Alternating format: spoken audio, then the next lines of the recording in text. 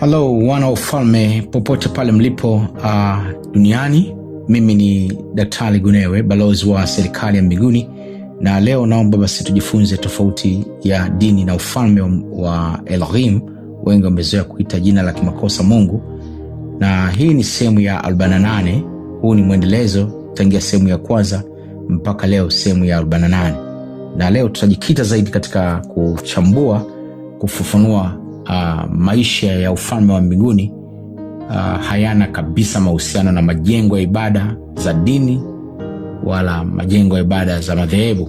Hii ni muhimu sana kuelewa, kwa sababu uwepo wa majengo mbalimbali ya dini na madhehebu kwa ajili ya ibada yamefunika watu ufahamu kwa kuaminisha kwamba hayo majengo ndio msingi wa maisha, na wengi wanawaaminisha watu kwamba hayo majengo ni nyumba ya mfalme wa mbinguni, na hiyo imepelekea wengi kuamini kwamba ndani ya majengo hayo ndipo yalipo maisha yaliyokusudiwa, kitu ambacho sio kweli. Na ndio maana wengi hawawezi kuishi bila kuwa wanakwenda katika majengo hayo. Sasa hii imepotosha wengi sana. Ndio maana mtu akikaa wiki 3, wiki 4 bila kwenda kwenye majengo anaona kama vile amepungua, lakini kumbe ile ni dini tu. Hakuna kitu kama hiko, kwa sababu msingi wa maisha ndani ya ufalme upo katika dunia nzima. Tunaishi dunia, tunaitawala dunia, sio kwenye majengo. Sasa naomba nianze kwa labda tu kwa kufafanua maana na historia ya nyumba ya Elohim hapa duniani, ambao wengi wanaita nyumba ya Mungu, lakini nyumba ya Elohim hapa duniani. Unasikia kwamba tunajenga nyumba ya Mungu au nyumba ya Elohim, Yahweh, lakini naomba nikupe historia na namna kilivyotokea na makosa yako wapi, ili uweze kuelewa vizuri. Sasa tukianza na historia tu, kwamba historia ya ujenzi wa nyumba ya mfalme wa mbinguni hapa duniani kama jengo kule, kama hekalu kule Israeli. Historia hii inaanza na Musa ndio alipewa maagizo ya kujenga nyumba ya Elohim hadi kuja kwa Suleiman kujenga hekalu. Sasa labda tu nifafanue kwa nini baada ya Adamu kuumbwa kuwepo katika dunia hii, akianzia katika maisha pale katika bustani ile ya Eden. Kwa nini, unaweza kujiuliza kwa nini hakukuwa na jengo lolote linaloitwa nyumba ya Elohim au nyumba ya mfalme wa mbinguni? Kwa nini hakukuwa na jengo lolote? Kwa sababu ilikuwa sio mpango wala sio kitu ambacho kilichokusudiwa. Sasa kwa nini baada ya Adamu kupoteza ufalme wanakuja Waisraeli, Musa ndo anapewa ufunuo kuhusu kumjengea hema ya kukutania, kwa maana ya nyumba ya Elohim. Sasa nitakufafanua kwa nini kuwepo kwa nyumba ya Elohim kwa kipindi kile hasa, lakini sio kipindi kile ambacho kulikuwa kabisa kuna mpango wa serikali ya mbinguni hapa duniani, kipindi cha Adamu. Sasa mfalme Elohim, msingi wa makazi yake ya kifalme si majengo ya wanadamu. Naomba nirudie tena, mfalme Elohim, msingi wa makazi yake ya kifalme si majengo ya wanadamu, bali anakaa katika jengo ambalo amelijenga yeye mwenyewe kulingana na utashi, matakwa yake na hadhi yake. Na jengo hili liko makao makuu kule mbinguni. Mbinguni kuna jengo kubwa, ndio hekalu la mfalme, au ndio nyumba ya kifalme ya mfalme mkuu kule mbinguni, na kuna kiti kabisa cha kifalme tunaita thronos. Sasa mwanadamu aliye na asili ya mbinguni, kwa asili ndio sehemu sahihi ya mfalme Elohim kukaa ili kufanya kazi duniani, na ndivyo ambavyo ilivyokuwa tangia mwanzo. Mfalme wa mbinguni alipomuumba mtoto wake Adamu, jamii ya Adamu, mwanzo kabisa aliamua kukaa ndani yao. Unaweza kuona ndipo sehemu sahihi ya baba kukaa, yani kukaa ndani ya watoto wake, wala sio kwenye majengo yaliyojengwa na wanadamu, kwa sababu miili yetu au sisi tumejengwa kwa design na yeye pia, kwa kupitia yeye, au kwa yeye mwenyewe ndio aliyetuumba. Sasa kwa kuwa mwanadamu aliupoteza ufalme kwa kosa la uhaini, hivyo mwanadamu akapoteza uhalali wa kuwa makazi ya kudumu ya mfalme wa mbinguni ili kufanya kazi duniani. Kwa sababu ili mfalme wa mbinguni afanye kazi duniani, yanafanya kazi kwa kupitia kukaa ndani ya majengo aliyojenga, ambayo ni miili ya wanadamu, watoto wake ndani yake. Lakini baada ya Adamu kupoteza ule ufalme, sasa hakukuwa na sehemu nyingine ambayo angeweza kukaa kwa ajili ya kuwapa maelekezo na kufanya kazi zake duniani. Kwa hiyo na ili mfalme Elohim afanye kazi duniani kwa lengo la kufanya kazi na wanadamu katika kukamilisha yani ili aweze kufanya kazi na wanadamu alikuwa anahitaji miili ya wanadamu, kwa sababu ndio sehemu sahihi kwake yeye, kwa sababu ndio eneo pekee ambalo alitengeneza sisi. Sasa kwa kuwa mwanadamu aliupoteza ufalme kwa kosa la uhaini, hivyo mwanadamu akapoteza uhalali wa kuwa makazi ya kudumu ya mfalme wa mbinguni ili kufanya kazi hapa duniani. Kwa hiyo ili mfalme Elohim afanye kazi duniani kwa lengo la kufanya kazi na wanadamu duniani katika kukamilisha kwanza mpango ule wa kurejesha ufalme, hakuwa na mbadala mwingine wa namna ya kukaa duniani isipokuwa ni kumpa Musa ufunuo ule ufunuo wa ramani ya jengo lake la kifalme kule mbinguni, ili ramani ile ya jengo la kifalme kule mbinguni lijengwe duniani. Alitumie hilo kwa muda, yani kwa muda fulani temporary, ili kufanya mawasiliano ya karibu na wanadamu katika kukamilisha mpango wake. Kwa hiyo hapo ndipo ulipozaliwa mpango wa kujengewa nyumba ya Elohim ya muda, yani temporary, hapa duniani, ili watu wajifunze miongozo yote ya kifalme kutoka kwa mfalme mkuu wa mbinguni. Kwa sababu kwa wakati huo mwanadamu alikuwa mwili wake kama jengo, kama hekalu, kuwa hauna vigezo, kwa sababu walipotea, tulikwisha fanya kosa la uhaini. Sasa mpango ulikuwa ni kwamba baada ya kurejeshwa tu kwa ufalme duniani na mfalme Yesu, mfumo wa nyumba ya Elohim duniani hautakuwa na kazi tena, kwa sababu wana wa ufalme watakuwa wamepata uhalali kisheria wa mahusiano ya moja kwa moja na baba yao, hivyo watakuwa wanamwendea moja kwa moja wenyewe kule makao makuu mbinguni katika ulimwengu usioonekana, na hao baba anakaa ndani yao na anafanya kazi kupitia wao na ndani yao. Kwa hiyo tayari nyumba hili inakuwa tayari imerejeshewa hadhi ile ambayo ni miili sasa. Kwa hiyo majengo yale hayakuwa na kazi tena, na ndio maana baada ya mfalme Yesu kufa msalabani tu pazia la hekalu likachanika, kuonyesha tangu wakati ule mpaka sasa nyumba ya Elohim iliyojengwa na wanadamu haitakuwa na kazi wala kutumika tena. Ndivyo ilivyokuwa. Ndio maana unaona baada ya pazia hekalu kuchanika, hekalu lile halikuwa na kazi tena, baadaye lilikuja kubomolewa na mfumo mzima ukaisha, na lile hekalu lilijengwa kwa mfano wa hekalu la kifalme kule mbinguni, exact like kule mbinguni, na Musa ndo alipelekwa kule kuona. Sasa haya majengo mengi ambao wengi wanadai ni nyumba za Mungu au nyumba za Elohim, sio ramani iliyotokea kule mbinguni. Wao ni majengo yamejenga ya kidini, na ndio maana ni batili kimsingi. Ndio maana msingi wa kujifunza hautaki kusimama katika majengo peke yake. Jengo liwe kama darasa tu, lakini watu wasiseme kama hii ni nyumba ya Elohim, ni kupotosha watu. Sasa naomba nitoe kwanza historia ya nyumba ya Elohim. Sasa katika katiba ya ufalme, wazo la eneo la makazi ya Elohim duniani, yani kwa maana ya nyumba ya Elohim duniani, lilianza wakati wa Musa kipindi kile, na ilikuwa ni kupitia hema ya kukutania, ambapo ndani yake kulikuwa na eneo la makazi ya Elohim, lilikuwa linaitwa Mishkan, ambapo Kiswahili tunaita maskani, ambayo ndio tulipata kutoa kupitia kwa Waarabu, kwa sababu Waarabu na Waebrania wa Israeli lugha yao inafanana, Mishkan kwa maana maskani, Mishkan. Na baadaye likafikia utimilifu wake katika hekalu alilojenga Suleiman, ile temple ambalo wenyewe Waebrania walikuwa wanaita Beit Hamikdash, yani nyumba takatifu. Beit manake ni nyumba, Hamikdash manake takatifu. Kwa hiyo hekalu, nyumba yote ya mfalme mbinguni inaitwa Beit Hamikdash, maana ni nyumba takatifu, yani ni hekalu la kifalme, kama vile ambavyo maraisi nyumba yao inaitwa White House, nyumba nyeupe kwa maana ikulu, na wafalme nao pia nyumba zao zinaitwa nyumba takatifu kwa maana anakaa mfalme pale. Mfalme yote nyumba yake inakuwa ni nyumba takatifu. Sasa naomba nikupe historia ya mpangilio wa matukio pamoja na maandiko yake. Kwa mfano, kuhusiana na historia ya nyumba ya Elohim hapa duniani, ilipoanza historia na mpaka baadaye ikawa haina kazi tena. Sasa namba moja, tutaanza na mfalme Elohim anatoa agizo la kujenga makao yake kwa Musa.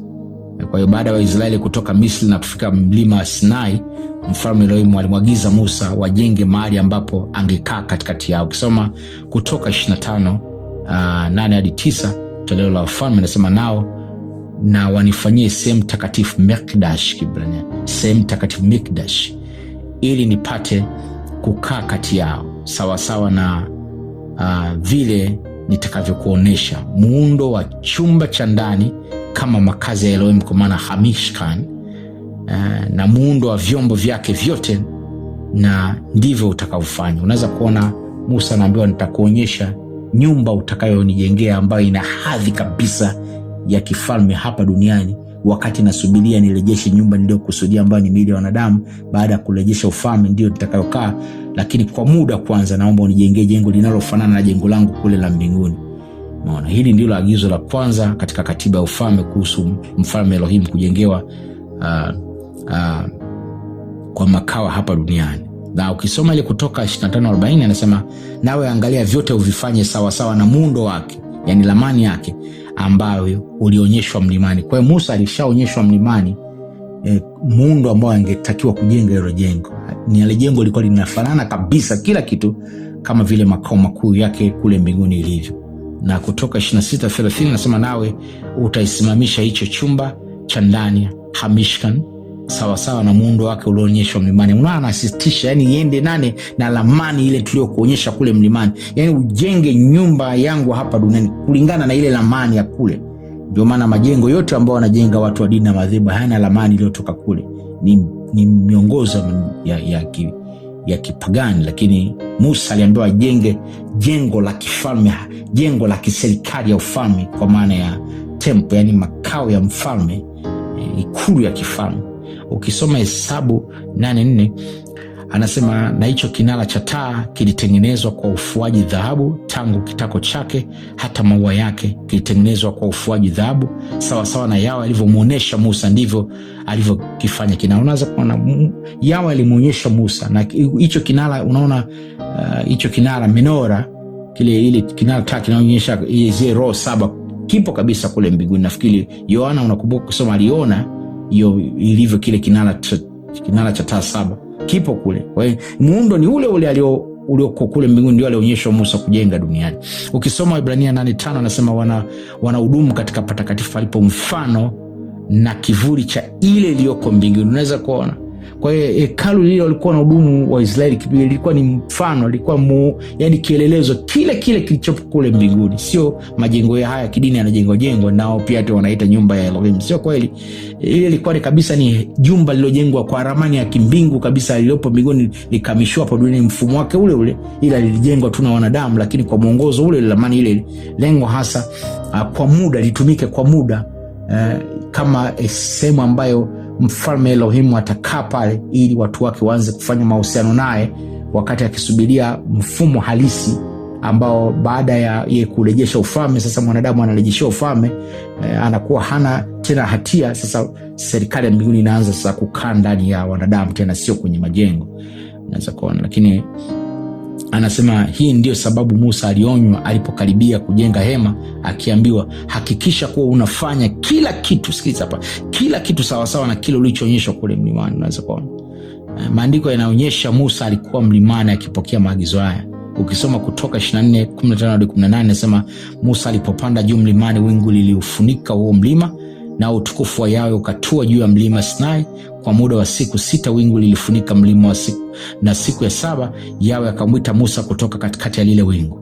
Kwa Waisraeli utukufu wa Yahwe ulionekana kama moto uteketezao juu ya mlima. Kisha Musa akaingia ndani ya lile wingu alivyokuwa akipanda mlimani, naye akakaa huko mlimani kwa muda wa siku 40 mchana na usiku, anaonyeshwa kila kitu, ramani nzima ya maana.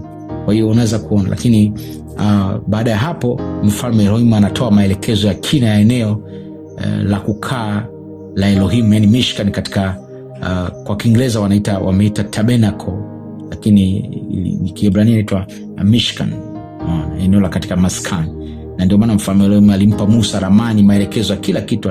Alimpa kuhusu kuchonga sanduku la agano, meza ya mikate, kinara cha taa, ile mizbah, madhabahu, mapazia, ua wa hema yule, mavazi ya makuhani, mafuta ya vyote ilikuwa ni mfano wa kule mbinguni, ambayo inaonyesha kabisa katika ile Kutoka 25, Kutoka 26, Kutoka 27, 28, 29, 30 mpaka 31. Vyote vinaelezea jinsi gani Musa alivyopewa maelekezo kabisa kutokea kule mbinguni.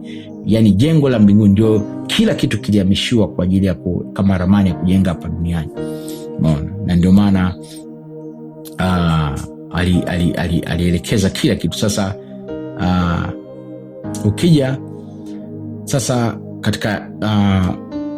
katika hilo jengo tena unaona kabisa kwamba ili lazimu watu watoi sasa sadaka, yani matoleo kwa ajili ya mfalme.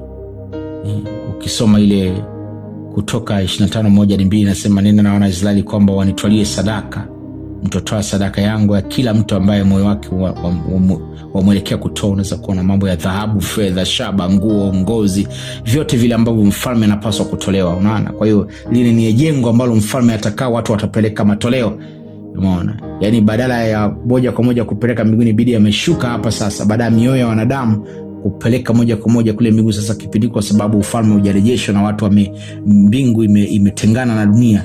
Kwa hiyo lazima sasa kwanza ifanywe kawaida kupitia ile jengo la kibinadamu ambalo lilitolewa lamani kutoka kule mbinguni, ili kuwe na mahusiano ya karibu. Ndio maana Bezaleli na Oholiabu walikuwa wamechaguliwa, umeona, kusimamia ujenzi. Mfalme Elohim aliwajaza roho wake ili wasimamie ujenzi wa nyumba takatifu kwa ajili ya makao yake. Na ukisoma vizuri Kutoka 21:1-6 nasema, Bezaleli na wa kabila Yuda na Oholiabu wa kabila Dani walipewa hekima ya kutengeneza kazi zote zile, walipewa ufunuo, umeona. Kwa hiyo makazi ya Elohim yanakamilika hapo. Ukisoma tena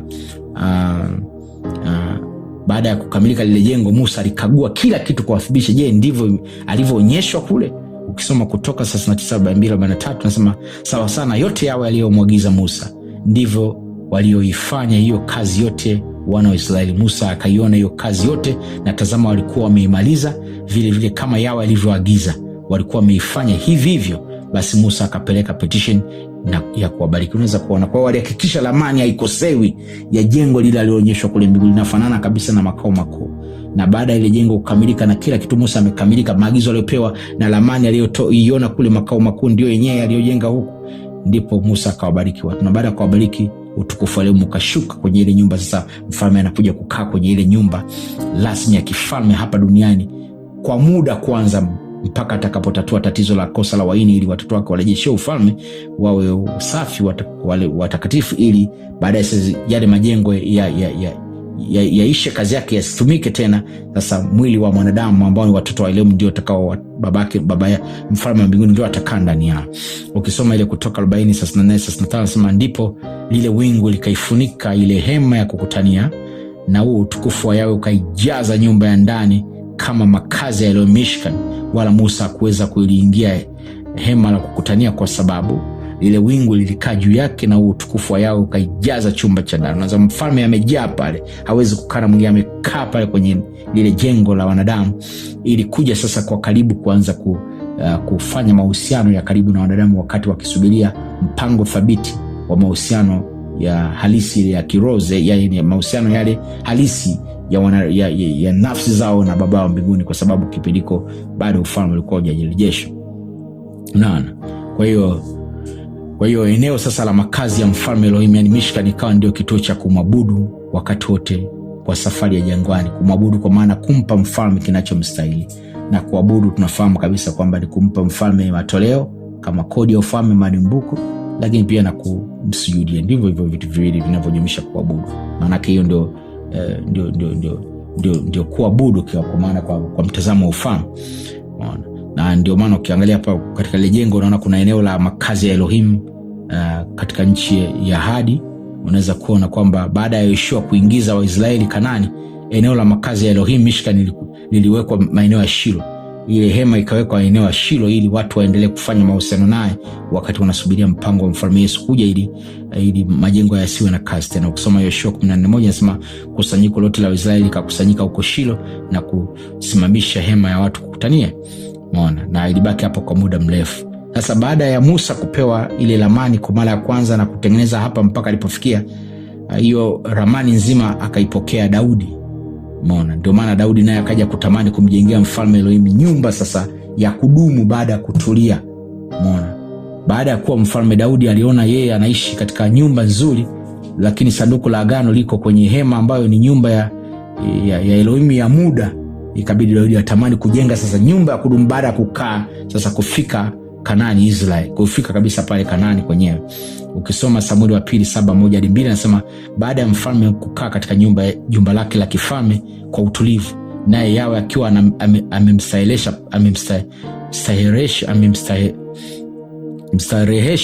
pande zote mbali na adui zake, akamwambia nabii Nathan, mimi hapa ninaishi katika jumba la kifalme la mielezi, wakati sanduku la Elohim limebaki katika hema. Unaweza kuona kwa naona mfalme mkuu anakaa kwenye hema tu ambayo ni nyumba temporary. Kwa nini mimi nakaa kwenye jumba la kubwa la kifalme wakati ndio mfalme mkuu anatakiwa kukaa kwenye jumba zaidi ya hili?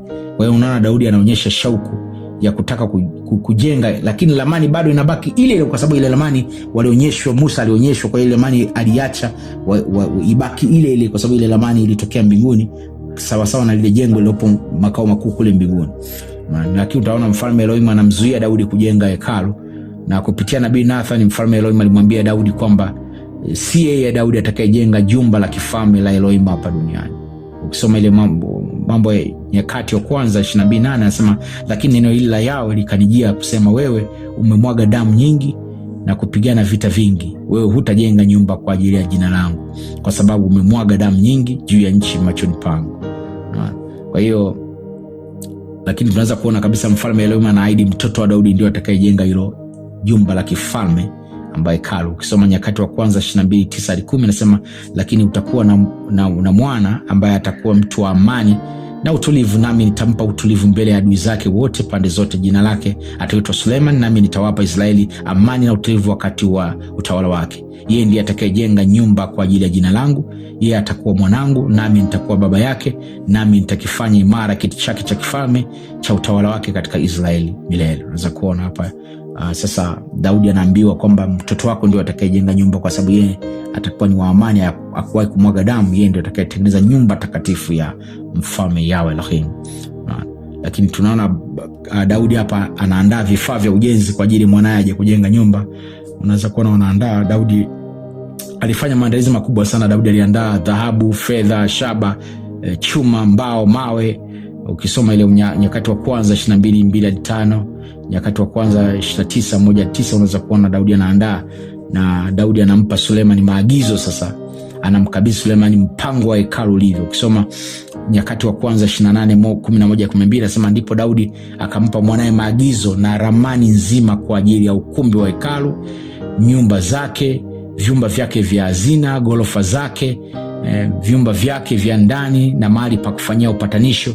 Akampa ramani ya vyote ambavyo Roho alikuwa ameweka moyoni mwake kwa ajili ya ukumbi za hekalu za Yawe na vyumba vyote vinavyolizunguka. Unaweza kuona mfalme Roho Mtakatifu naye alimuingia Daudi, akampa ile ramani nzima ya jengo lile la mbinguni, akampa jengo ili alijenge hapa duniani. Unaweza kuona kwa ajili ya hazina za hekalu la Elohim na kwa hazina ya vitu vilivyowekwa wakfu. Kwa unaweza kuona Suleiman na Daudi ndio alipewa ramani kabisa, naye ile ambayo Musa alimpa ndio sasa naye akabidi akampa mwanae. Ndio baadaye Suleiman anaanza ujenzi wa hekalu. Unaweza kuona katika mwaka wa 4 wa kutawala kwake, katika ile Wafalme wa kwanza 6:1, ikawa katika mwaka wa 430 baada ya kutoka wana wa Israeli katika nchi ya Misri, katika mwaka wa 4 wa kutawala kwake Suleiman juu ya Israeli, katika mwezi wa Zifu, ndio mwezi wa pili, akaanza kuijenga nyumba ya Yahweh. Na ujenzi ule ulichukua miaka 7. Ukisoma Wafalme wa kwanza 6:37-38 anasema, katika mwaka wa 4 wa nyumba ya Yahweh ilitiwa msingi katika mwezi wa Zifu. Katika mwaka wa 11 mwezi wa Buli, ndio mwezi wa 8, hekalu lilikamilika katika hatua zake zote kwa kufuatana maelekezo yake. Sulemani alilijenga kwa miaka 7. Unaweza kuona Sulemani alilijenga kwa miaka 7, na ndani mwake kunakuwa na sanduku la agano linapelekwa pale kwenye hekalu. Ukisoma Wafalme wa kwanza 8:6, lakini baada ya kukamilisha tu utaona utukufu wa mfalme Elohim unaijaza hekalu, kuthibitisha kwamba hili jengo limejengwa kulingana na ramani iliyotoa na kwa maelekezo yangu. Kwa hiyo mimi nitakaa katika hili jengo kwa wakati huu, kwa muda temporary, wakati tunasubiri mfalme Yesu aje kwa ajili ya kushughulikia kosa la uhaini, arejeshe ufalme. Baada ya kurejesha ufalme sasa turudishe mpango uliokusudiwa tangu mwanzo, sio wa majengo ya kujenga haya, kwamba baba hawezi kukaa kwenye majengo haya, lakini anakaa makao makuu kule mbinguni, lakini duniani anakaa ndani yetu sisi, kanda ya miili yetu na anakaa ndani yetu kama hekalu la kifalme, kwa sababu sisi ni wafalme na sisi ni wafalme. Kwa hiyo hadhi yake ni ya jengo la kifalme ambao ndio sisi tumejengwa kama watawala. Sisi tumejengwa watawala wa kifalme, kwa hiyo sisi ndio sehemu yake sahihi. Mara zote rais anapokwenda kwenye nchi fulani au anapokwenda kwenye eneo fulani lazima akae kwenye jengo linaloendana na hadhi ya ikulu, na ndivyo ambavyo na sisi tuna hadhi ya ikulu ya kifalme. Ndio maana Baba anakaa ndani mwetu na sio majengo haya watu wanafikiria. Sasa baada ya mfalme Yesu kuja kulipa gharama, kwa hiyo tunaona lile hekalu la nani alilojenga Suleiman likaendelea kuwepo na watu wakaendelea kwenda kumpa mfalme kinachomstahili. Wanakuja wanasujudu mle, wanakuja wanatoa matoleo yao kama vile zaka, wanatoa malimbuko, wanatoa na matoleo mengine, huku wanasujudu wanatoa. Kwa hiyo ndio maana hasa ya neno kumpa mfalme kinachomstahili, na mfalme alikuwa amekaa pale kwa kama wakilishi. Sasa baada ya miaka kadhaa baada ya mfalme Yesu kuja duniani na kulipa gharama ya kosa la uhaini, tunaweza kuona mfumo sasa ule wa jengo lile la kifalme unaanza kuharibika, unaanza kubomolewa. Unaona ukisoma katika ile Mathayo 27:50 kazi ya lile jengo hekalu inaanza kupotea sasa, inakuwa haipo tena. Sasa kinaletwa kitu kipya, kinarudisha kitu kipya kilichokusudiwa. Ukisoma Mathayo 27:50 inasema Yesu alipolia tena kwa sauti kuu akakata roho. Wakati huo pazia la hekalu likachanika vipande viwili kuanzia juu hadi chini, dunia ikatetemeka na miamba ikapasuka. Kwa hiyo unaweza kuona kabisa kwamba mfalme Yesu alipokuja akalipa gharama kosa la uhaini. Kwa hiyo akatengeneza sasa access au mpenyo wa watoto wa ufalme sasa kwenda moja kwa moja kwenye kiti cha kifalme cha mbinguni katika ulimwengu usioonekana. Kwa hiyo kukaa hakuna haja tena ya majengo yale. Kwa hiyo wanawasiliana baba yao moja kwa moja kule makao makuu, wanakwenda kwenye ulimwengu usioonekana. Kwa hiyo majengo yakawa na kazi. Ndio maana pazia la hekalu lilipochanika kuonyesha kabisa kazi ya hekalu haina maana, kwa sababu hekalu ile pazia la hekalu lilitenga patakatifu na patakatifu pa patakatifu, ambapo ilikuwa watu hawawezi kupaona. Sasa hivi vimechanika, maana ile kazi ya hekalu ikawa haipo tena. Na ukisoma ile Waebrania 10:19-21 inasema, kwa hiyo ndugu zangu, kwa kuwa tunao ujasiri wa kupaingia patakatifu patakatifu kwa damu ya Yesu Kristo. Unaweza kuona saizi tuna uwezo, maana mbinguni kule nako kuna patakatifu pa patakatifu, maana mfumo wa ile jengo ulikuwa umejengwa sasa na mfumo ramani ya mbinguni. Kwa hiyo saizi tunaweza tukapaingia tena kwa damu ya Yesu. Sasa tunakwenda moja kwa moja mbinguni kwa njia mpya iliyo hai, anasema tuliofunguliwa kwa ajili yetu kupitia kwenye lile pazia, yani mwili wake. Basi kwa kuwa tunaye kuhani mkuu juu ya nyumba ya Elohim kule mbinguni, tunaye tena kuhani kule juu mbinguni. Kwa hiyo yale majengo yakawa hayana kazi tena. Ukisoma Ibrania 4:16 nasema, basi na tukikaribia kiti cha neema, yani kiti cha kifalme, kwa ujasiri, ili tupate kuhurumiwa na kupata neema ya kutusaidia wakati tunapoingia kwenye uhitaji. Unaweza kuona kwa hiyo kila mtoto wa Yahweh Elohim ana uwezo wa kwenda mbinguni kwa baba yake. Unaingia ukiwa duniani, unaingia mbinguni ukiwa duniani, unaingia mbinguni, unaingia kwenye kiti chako cha kifalme, kwenye kiti cha kifalme cha baba yako, unazungumza naye, mfalme Yesu akiwepo pale, baba yako ambaye atakusaidia kama wakili na baba yako kwa ajili ya kupeleka hoja, kwa sababu ile ni cabinet ya kifalme, inahitaji hoja za kisheria, kwa sababu ile ni serikali. Kwa unapokuwa na jambo huko duniani kama mfalme mdogo, ili upeleke hoja zako za kiserikali, unahitaji pia watu wa kusemea ambao wanajua zaidi. Kwa mfano mfalme Yesu yupo, baba mfalme Roho Mtakatifu, baba zetu wote wapo pale, wanashirikiana kwa ajili ya ile kabineti nzima, ili kuhakikisha kabisa unatimiza vigezo vya kisheria vya kupata mahitaji kama mtoto wa mfalme unayetawala dunia kama mfalme halisi kabisa. Kwa hiyo mitume, kwa hiyo wana wa ufalme lazima tufahamu hili kwamba sasa baada ya mfalme Yesu kuja, yale majengo yakawa hayafanyi kazi tena. Ndio maana baada ya pazia kuchanika, yale majengo yakawa hayana kazi tena, kwa sababu zile sadaka walikuwa wanapeleka, kila kitu kilikuwa hakina tena maana, kwa sababu tayari mfalme, yale majengo yakabaki kama watu wanakwenda tu kwenda kupeleka petition, mtu anakwenda sehemu kama ya utulivu tena. Ile miundo ya kisadaka ya kila kitu ilikufa, kwa sababu likawa haina kazi tena. Ndio maana unaweza kuona hata mitume walikuwa wanaingia hekaluni kwa ajili kufanya taratibu zao za kawaida kabisa, kwa sababu majengo yale yakawa hayana tena msingi ule ambao ulikuwa tangia mwanzo. Ukisoma ile Matendo 2:46 nasema, siku zote kwa moyo mmoja walikutana ndani ya ukumbi wa hekalu, wakimega mkate nyumba kwa nyumba, wakila chakula chao kwa furaha na moyo mweupe. Kwa hiyo walikuwa wakitaka kufanya kusanyiko lao wanataka kujadili mambo wa kujifunza kitu wanakwenda pale, umeona, kwa sababu wenzetu hawakuwa na media kama leo ambavyo sisi tunakuwa tuna mitandao ya kijamii, lazima walikuwa wameenda. Lakini leo tunakuwa na mitandao ya kijamii, tunakuwa na access ya simu, tunakuwa na, kwa hiyo utakuta mnaweza kukusanyika hata kwenye group fulani na mkafanya shughuli zenu kama wana ufalme, lakini maisha yanatakiwa kuwa ya mtu mmoja mmoja na serikali ya mbinguni, huku akiendelea kudhihirisha maisha ya kifalme hapa duniani. Mbona ukisoma Matendo 3:1 anasema siku moja Petro na Yohana walikuwa wanapanda kwenda hekaluni kupeleka petition ya pata. Una saizi walikuwa wanatumia lile jengo kama sehemu ya utulivu, mtu anakwenda kupeleka petition, kwa sababu kwa mazingira yao ilikuwa ni ngumu sana nyumbani kufanya petition kwa sababu ya mifumo ya kipindi kile. Saizi mtu anakuwa na chumba chake ndani kwake kumetulia, lakini kipindi kile kwa sasa ilikuwa sio jengo kama vile hekalu lile walikuwa wanatumia zamani wale watu wa kidini. Saizi walikuwa wanakwenda tu kama sehemu ya utulivu. Kwa hiyo ile kazi ya hekalu iliisha kabisa kwa sababu sasa hivi miili yetu ndio imekuwa mahekalu, kama tunamaanisha kwamba majumba ya kifalme, yani mimi ndio nakuwa nyumba ya ufalme wa mbinguni. Kwa hiyo baba anapotaka kuja duniani kufanya jambo anafanya kwenye nyumba yangu, nyumba ya kifalme ambayo ndio mwili wangu, nafsi yangu, ndani yangu, kama mtoto wake tunakuja tunafanya, kwa sababu anakuja kwa mfalme mwenzake na mfalme mwenzake anakaa kwenye nyumba hii ya kifalme ambayo ndio mwili yenye mamlaka kifalme. Kwa hiyo tunafanya kazi pamoja kwa sababu ndio nyumba pekee yenye hadhi ambayo baba aliteua tangia mwanzo.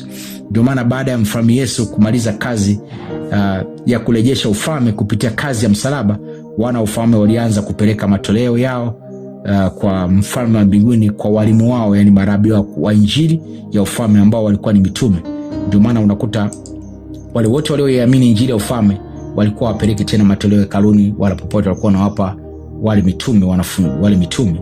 Ukisoma Matendo 4:34-35 anasema wala hapakuwepo mtu yeyote miongoni mwao aliyekuwa mhitaji, kwa sababu mara kwa mara wale waliokuwa na mashamba na nyumba waliviuza, wakaleta thamani ya vitu vilivyouzwa wakaviweka miguuni kwa wale mitume, kila mtu akagawiwa kadri ya mahitaji yake. Unaweza kuona. Kwa hiyo unaona sadaka walikuwa wanapeleka kwa mitume, kwa sasa hawa ndio marabi, walimu wa maisha, walikuwa wanafundisha elimu ya ufahamu, unapeleka kwa rabi wako.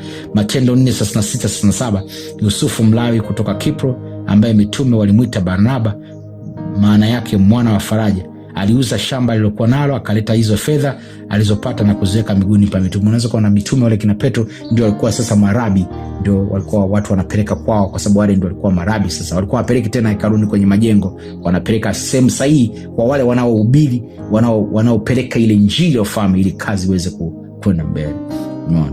Ndio maana ukisoma pia Matendo 5:1-2 nasema lakini mtu mmoja jina lake Anania pamoja na mkewe Safira waliuza kiwanja. Mkewe alijua kikamilifu kwamba mumewe alificha sehemu ya fedha alizopata, akaleta kiasi kilichobaki na kukiweka miguuni mwa mitume. Unaweza kuona kwa walikuwa wanapeleka kwa mitume, yani mitume ndio walikuwa marabi wao, kwa sababu wao ndio walikuwa walimu kipindiko wa ufalme. Kwa hiyo baada ya kurejeshwa kwa ufalme, hekalu alikuwa na kazi kama ilivyokuwa mwanzo, bali watu walitumia kama sehemu yenye utulivu isiyo na mwingiliano, ambayo watu walitumia kwa ajili ya kuzungumza na mfalme mbinguni, kupeleka petition. Kwa hekalu likawa si sehemu rasmi tena kama ilivyokuwa mwanzo, na ndio maana mfalme wa mbinguni aliruhusu hekalu hili la Suleiman lililojengwa kuja kubomolewa kwa uvamizi wa Warumi. Na hekalu hili lilibomolewa na jeshi la Kirumi chini ya jenerali mmoja anaitwa Tito au Titus, ambaye baadaye alikuja kuwa mfalme wa Roma, na hekalu hili lilibomolewa mwaka 70 baada ya Kristo. Hekalu hili liliharibiwa wakati wa vita vya Wayahudi dhidi ya Warumi mwaka 66 mpaka 70 baada ya Kristo. Yesu alitabiri kubomolewa kwa hekalu kuonyesha kabisa kwamba sasa halina kazi tena. Ilibidi mbingu iruhusu libomolewe ili lisiwe na kazi tena, kwa sababu tayari kazi yake ilikwisha. Sasa hizi sio wakati wa majengo. Ukijenga jengo lako la kanisa ibada kuita kwamba ni nyumba ya Mungu ni batili, au nyumba ya Rumi ni ubatili. Hakuna kitu kama hiko. Mzee hakai saizi kwenye majengo hayo, na hayo majengo waza unajenga hayana lamani kama ile aliyopewa Musa. Ni ubatili. Kwa hiyo mfalme saizi, miili yetu sisi watoto wa ufalme ambao tumepewa miili ambayo ndio hekalu la kifalme, ndio jumba la kifalme kabisa, ndani yake ndio baba anakaa, tunafanya naye kazi. Kwa hiyo ndio maana mtu asikudanganye kwamba leta mchango tunajenga nyumba ya Mungu, leta hivi. Unapoteza muda na unapoteza pesa yako. Mathayo 24:1-2 mfalme Yesu alitoa unabii juu ya kubomolewa kwa hilo hekalu. Yesu akatoka hekaluni, alipokuwa akienda zake, wanafunzi wake wakamwendea ili kumwonyesha majengo ya hekalu. Ndipo Yesu akawauliza, je, mnayaona haya yote? Amin, amin nawaambia, hakuna hata jiwe moja hapa litakalobaki juu ya jiwe jingine, kila moja litabomolewa. Unaona, unaweza kuona. Kwa hiyo alitoa unabii kwamba hekalu litakuja kubomolewa, halina kazi tena. Kwa hiyo habari njema ya ufalme wa mbinguni haikai kwenye majengo, bali inasambazwa kwenye vyombo vya habari ulimwenguni kote. Ndio maana sasa hizi tuko katika ulimwengu ambao kuna social media, kuna vyombo vingi vya habari. Kwa hiyo watu hawahitaji majengo, hawahitaji kuwekeza nguvu zao, pesa yako ujenge kwenye majengo.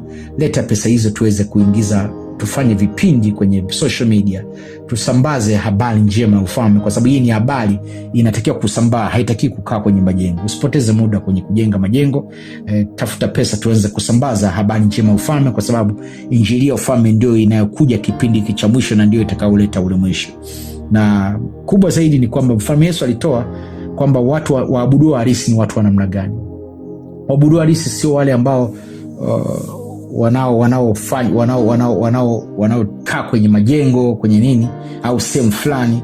Hiyo kitu mfumo huo ushaisha. Ndio maana ukisoma Yohana 4:21-24 nasema Yesu akamjibu mwanamke, niamini wakati unakuja. Unaweza kuona ulikuwepo wakati wa kuabudu sehemu fulani kwenye jengo, kwenye mlima fulani, kwenye jengo fulani, ulikuwepo wakati. Lakini Bwana Yesu anamwambia mwanamke, niamini wakati unakuja ambapo hamtamwabudu Baba katika mlima huu wala huko Yerusalemu, kwa sababu msingi hautakuwa sasa sio kwenye jengo, si wapi kwenda kanisani, sio msingi hautakuwa huo.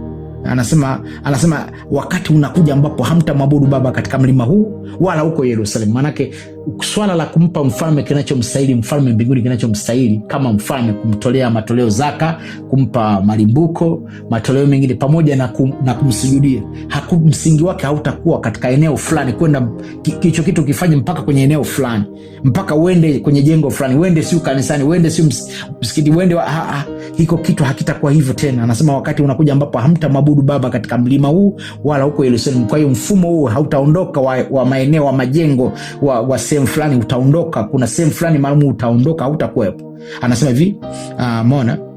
Anasema ninyi wa Samaria mnaabudu msichokijua. Sisi Wayahudi tunamwabudu Elohim tuliye na mahusiano naye, kwa sababu wokovu wa ufalme wa mbinguni hapa duniani unatoka kwa Wayahudi. Anasema 23, lakini wakati unakuja. Sikiza, anasema lakini wakati unakuja, tena ni wazi umekwisha kufika. Kwa sababu gani anasema hivyo umekwisha kufika? Yeye mwenyewe amefika, ndio kuja kutoa mwongozo mpya. Anasema wazi umekwisha kufika. Anasema ambapo wale waabudu halisi watamwabudu Baba kwa msingi unaoanzia katika nafsi na katika kweli, yani katika taarifa sahihi. Watu wanaoabudu namna hii ndio Baba anawatafuta. Unaweza kuona baada wewe kumtafuta kwenda sehemu fulani ukamtafute Baba ukamsujudie na kumtolea matoleo, yeye unafanya popote unapofanya kwa msingi wa sahihi, kwa maana kwamba una matoleo yako, una kodi yako ya ufalme, una malimbuko yako, una matoleo yako ya kawaida. Unakaa chumbani kwako kwanza, unamsujudia Baba, mfalme Yahweh Elohim Baba, mfalme Yahweh Elohim Yesu, mfalme Yahweh Elohim Roho Mtakatifu. Ukishawasujudia unaambia Baba, nimekuja na kodi yangu, nimewaletea kodi yangu ya ufalme, naomba muipokee. Baada kumwambia Baba hivyo, sasa ukishasujudu unainuka, unamtumia kiongozi rabi wako ambaye ndio unayempaga ya matoleo. Baba anakuja anakutafuta pale pale, anakuja pale pale. Sio wewe sasa, sio wakati wa kwenda kwenye majengo. Baba anakuja wewe, anakufuata wewe. Unaona? Kwa sababu yani unapofanya kile kitendo, yeye anakuja pale, anatengeneza access kule mbinguni ili kuweza kufanya vizuri. Anasema Elohim ni nafsi, ni roho, na wote wanaomwabudu imewapasa kumwabudu katika nafsi na kweli. Manake msingi unafanya duniani, unafanya popote, lakini kule mbinguni tayari unapata access, na ndicho kilichokusudiwa. Kwa hiyo maisha ya ufalme si ndani ya majengo, wala elimu ya ufalme msingi wake si kuingia kwenye majengo, bali ni katika vyombo vya habari ili isambae kila kona. Sasa msingi wa maisha ya ufalme katika dunia, usije ukajidanganya. Msingi ni kukaa miaka nenda rudi, miaka yote ukiuishi ufalme ndani ya dunia, sio kutegemea majengo ya dini na dhehebu ndio yakupe power ya maisha. Sio kweli. Ndio maana msingi ni kwamba cha kwanza unapaswa kumwamini mfalme Yesu kwa kazi aliyofanya msalabani ya kurejesha ufalme, lakini pia unapaswa kuiamini injili ya ufalme, habari njema ya ufalme au elimu ya ufalme. Lakini pia unapaswa pia kuendelea kujifunza elimu ya ufalme kila siku na mfumo mzima wa sheria ndani ya ufalme, nje ya dini, nje ya madhehebu, ukiwa popote pale chini ya mwalimu wako wa maisha au rabi wako. Lakini cha tatu, kutembea na kanuni, sheria, miongozo, taratibu, itikadi za ufalme bila kufungamana na mfumo wote wa majengo ya dini wala madhehebu. Lakini 4, ishi ndani ya ufalme ukiwa katika dunia bila mifungamano ya vikundi vya kidini. Kwepa sana vikundi vya kidini na madhehebu, huku ukiendelea kufanya kazi kwa malengo na bidii ili kuchota urithi wa utajiri kutoka kwa Baba yako wa mbinguni kupitia shughuli mbalimbali. Cha 5, usifanye makosa kujihusisha na vikundi vyenye itikadi za kidini. Achana navyo, kwani zitakuondolea uhuru wa ufalme na kuathiri shughuli zako za maisha.